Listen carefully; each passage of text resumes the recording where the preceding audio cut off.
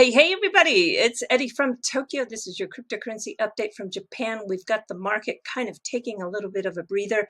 Bitcoin came back down off its high, sitting at 44,573. Yeah, when it takes a breather, everything else takes a breather with it. So we just have to kind of watch. I'm not that worried at this moment that we're going to go back any further because Bitcoin seems to have really found its footing in the $44,000 range. So let it take its breath and let's see if it's ready to continue. All right, when it comes to blockchain, cross-border payments has proven to be one of the best use cases. And this space of moving money around the planet is nearing 1 trillion US dollars. And one of the fastest growing regions is in Southeast Asia. And the company Ripple and the digital asset XRP has carved out quite a nice big chunk of that $150 billion area. What I want to do in this video is really three things. I want to be sure that we don't have a myopic scope of what is happening in the payments in crypto space. We have a saying in Japan, it's don't be a frog in the well. And then secondly, I want everyone to be able to seize all the opportunities to participate with players that are making moves in this space. And the third thing I want to do is, well, have you really be versed on who is buying for this market share, because it is a serious battle to take the market share. Headlines like this were plentiful in the last 24 hours. Stellar powered remittance corridor between 27 EU countries and Thailand goes live.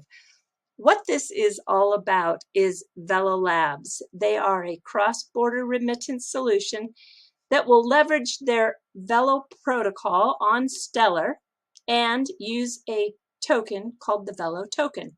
And they do it a little bit differently than XRP. Yes, you can move the VELO token as value across the borders, but they also have this way to back the digital credits that they offer. So they call it a compliance-friendly solution on the Stellar blockchain. They've got 10 bank partners that are pretty big, including Siam Commercial Bank. And yes, it's not Siam unless you are from America. But if you are from Thailand, it is Siam. And so I have chosen to say it the way they pronounce it in Thailand. So it seems like no matter how I say it, if I say Siam Commercial Bank, I get the people in Thailand who say, no, that's not how you say it.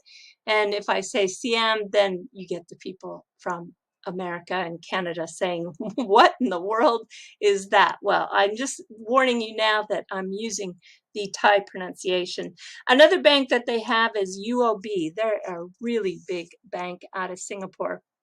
So this is a $17 billion connection that is nearly 600 million customers, and they are led by a very competent person with a lot of payments experience. This is Mike Kennedy. He is on the board of American Savings Bank. He's also on the board of Stellar.org. He is the former CEO of Interstellar, that was founded by Jed McCaleb, co-founder of the XRP Ledger. He also founded the company Zelle and was 7 years with Wells Fargo in their payment strategy. So very competent indeed. Now, VELO Labs is backed by some pretty interesting people.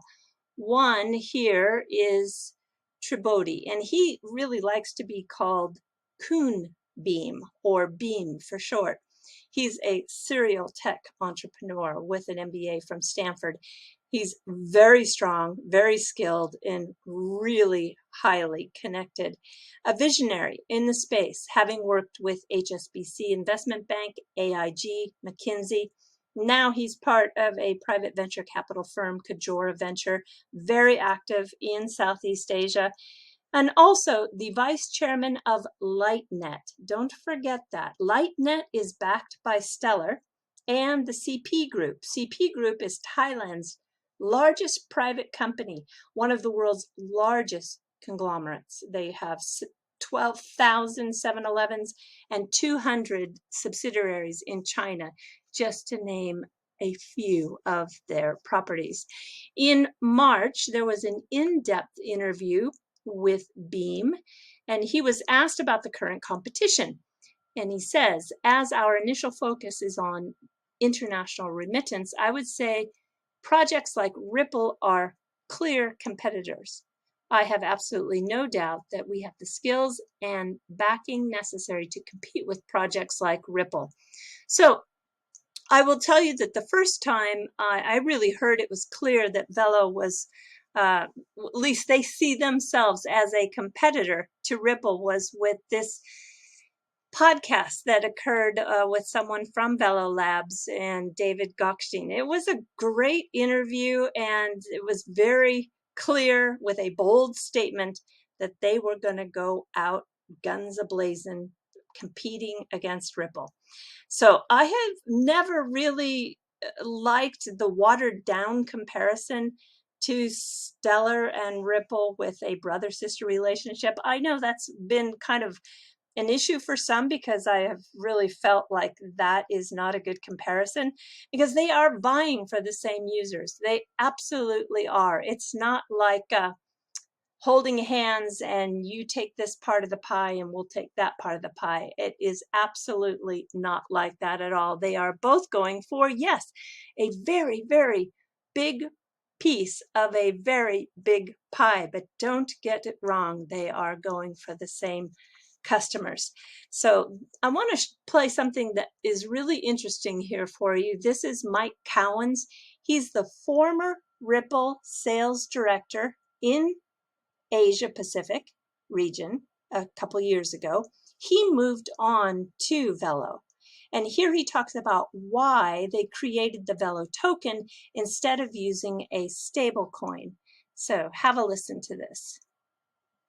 Some other major considerations in this, and why we went really beyond the use case of a stable coin is that with VELO it can work because we can peg it to so many different types of assets. It can really start to work as a bridge asset.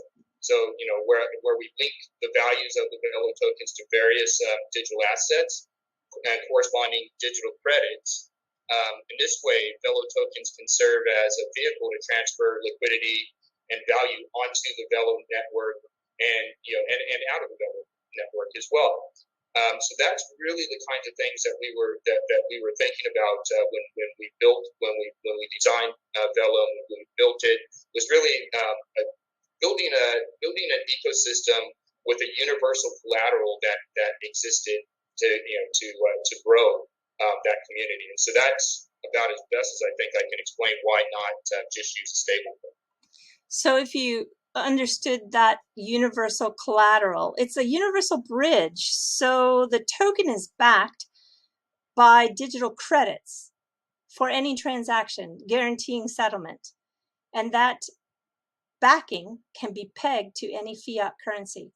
So it serves as a universal collateralized token for the network. So you can see it's used a little bit differently than how Ripple uses XRP. And to wrap up some of this knowledge, I do want to play this video here, where I'm going to have you listen to Mike Kennedy. He's the CEO, and he's describing how that technology workflow takes place. Mike, just kind of turning more to the Stellar lens of things. How is the technology making this happen? What's the magic and the secret sauce here? No, it's a great question, and I think that a lot of people on the call are very familiar with Stellar and how it works. But one of the key things to Stellar is that it can be faster. It can be basically an instantaneous transaction. So we'll be able to, VELO, which is one of the partners that's working with us on this, along with Lightnet, is issued on the Stellar network right now. As you know, you can have different tokens on Stellar, and so we can instantly, move these tokens, whether it's the VELO tokens or whether it's some of these digital credits that Beam was referring to, across the DEX or across the Stellar network instantaneously. Today, in order to move money from, say, South Korea to Thailand, it could take 3-4 days to get from one to the other. It's also going to have to go through SWIFT as well as I think Beam just said 4 or 5 correspondent banks. We're going to remove all of that. You can now say we're going to have an anchor in South Korea, and there's an anchor in Thailand, and it instantaneously goes from one to the other. So there you have it. It is a token that is trading right now at 38 cents. It's available on OKX, KuCoin, and a few others. It was originally put out as you can see, token type is Stellar. The ICO, September 17th, 2020, the total amount of tokens is 30 billion, and I do believe there are 40 million in circulation that were sold. Yeah, and I think they offered the token price at 5 cents. So that gives you a little bit of background. I hope that helps you expand your view in the crypto and payments space on who is doing what. Okay, I'm going to take you to the fluff, which is really fun today. This is a really wonderful story where the Jamaican hurdler got lost on his way to the venue in Tokyo, and he didn't know where to go, and just happened to run into this young gal right before his competition. She had no idea who he was. I'm sure she imagined he was an athlete, but because of the language barrier, and probably he was in a hurry to get to his event, she gave him enough money and got him in a taxi and got him to the right place. Well, after he won his gold medal, this is Hensley, that's his name. After he won his gold medal, he came back to her, not only to pay her back, but to show off his medal and bring her some Olympic souvenirs too. It's just a great, great, great story.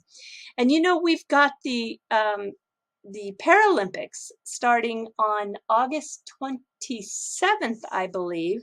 And wow, I cannot wait to see this. There is Matt Stutzman, who is from the United States, who's gearing up to come to Tokyo right now. And he is amazing, just amazing.